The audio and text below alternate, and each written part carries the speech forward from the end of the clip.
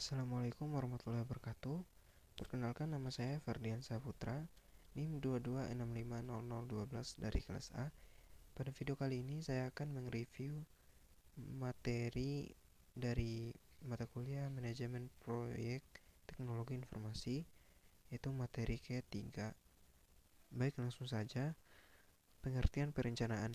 Perencanaan menurut AB pada 2001 dalam Oval Hanif 2009 adalah susunan atau rumusan sistematik mengenai langkah-langkah atau tindakan-tindakan yang akan dilakukan di masa depan dengan didasarkan pada pertimbangan yang seksama atas potensi, faktor-faktor eksternal dan pihak-pihak yang berkepentingan dalam rangka mencapai suatu tujuan tertentu. Perencanaan juga diartikan sebagai suatu proses pengambilan keputusan yang berdasarkan fakta mengenai kegiatan-kegiatan yang harus dilakukan demi tercapainya tujuan yang diharapkan atau yang dikehendaki. Pentingnya proses perencanaan proyek. Sebelum memulai proyek apapun, ada tahapan perencanaan, yaitu proses penentuan cakupan, jadwal, waktu, sumber daya, dan semua yang harus Anda ketahui agar proyek tersebut menjadi sukses. Meski sebagian proyek mungkin dilakukan dalam tahapan-tahapan singkat dan cepat, perencanaan pekerjaan besar jangka panjang akan mengetahui betapa pentingnya proses perencanaan tersebut. Oleh karena itu, ini seringkali menjadi bagian dari pekerjaan manajemen proyek senior dan mereka yang berperan dalam pengambilan keputusan dari sebuah organisasi. Tetapi pendekatan seperti ini tidak bisa bertahan lama. Fungsi perencanaan proyek. Yang pertama, sarana komunikasi bagi seluruh pihak terkait. Kedua, merupakan dasar dalam pengalokasian sumber daya. Ketiga, merupakan tolak ukur di dalam pengendalian. Untuk tahapan perencanaan proyek, pertama, penetapan tujuan, menentukan pelaksanaan proyek yang diinginkan serta waktu, biaya, dan performansi yang ditargetkan. 2. Urutan kerja, seluruh urutan dan deskripsi pekerjaan yang perlu dilakukan untuk mencapai tujuan proyek. Ketiga, perencanaan organisasi proyek, menentukan departemen, subkontraktor, dan manajer proyek. 4. Jadwal kegiatan, waktu pelaksanaan setiap aktivitas, batas selesai, dan milestone. 5. Rencana, anggaran, dan sumber daya, jumlah anggaran yang sumber daya yang dibutuhkan. 6.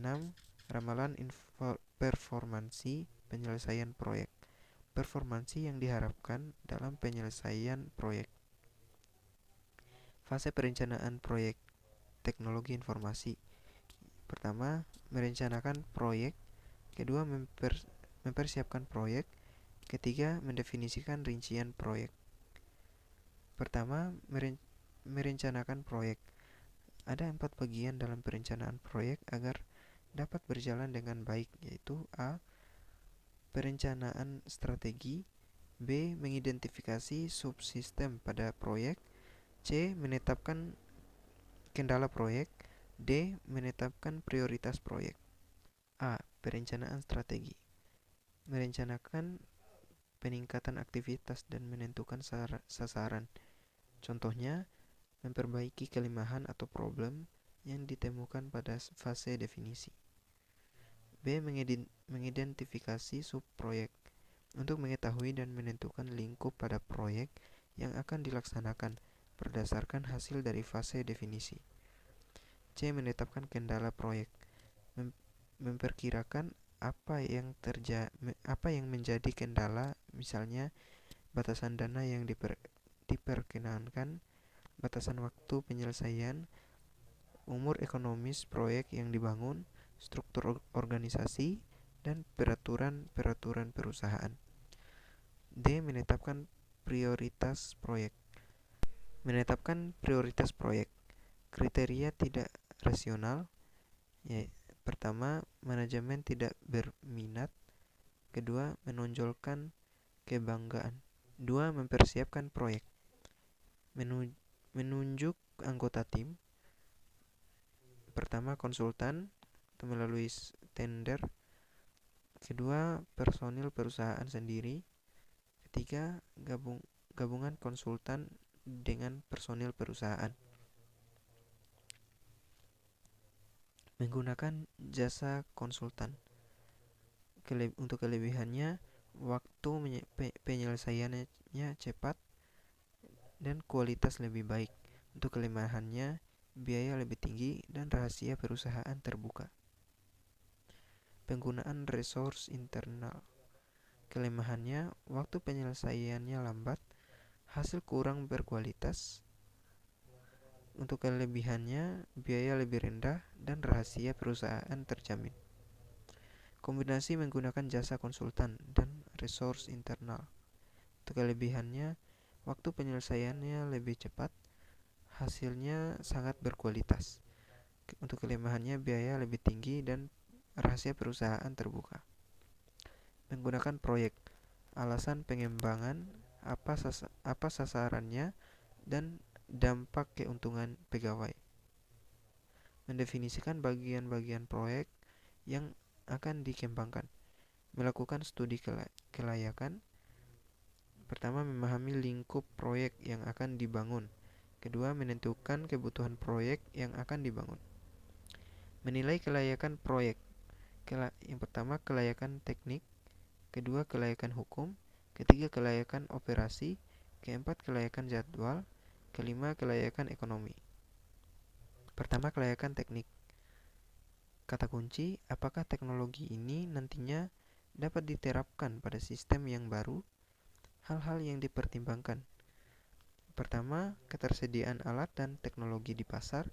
Kedua, ketersediaan tenaga ahli yang mengoperasikannya. Dua, kelayakan hukum.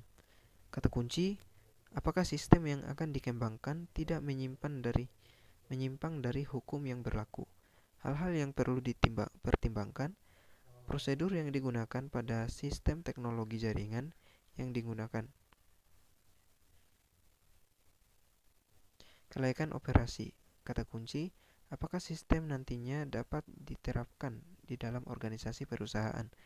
Hal-hal yang perlu dipertimbangkan. Pertama, kemampuan personil.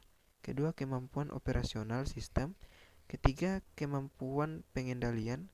Empat, efisiensi dari sistem. Empat, kelayakan jadwal. Kata kunci, dapatkah sistem nantinya dikembangkan sesuai waktu yang telah ditetapkan? Hal-hal yang perlu dipertimbangkan. Pertama, memanfaatkan waktu dengan efisien. Kedua, perhitungan pembuatan jadwal harus sesuai kemampuan SDM. Ketiga, alat bantu yang dapat digunakan PERT, Gantt, Microsoft Project, Work Breakdown, struktur, matriks tanggung jawab, jaringan kerja. 5. Kelayakan ekonomi.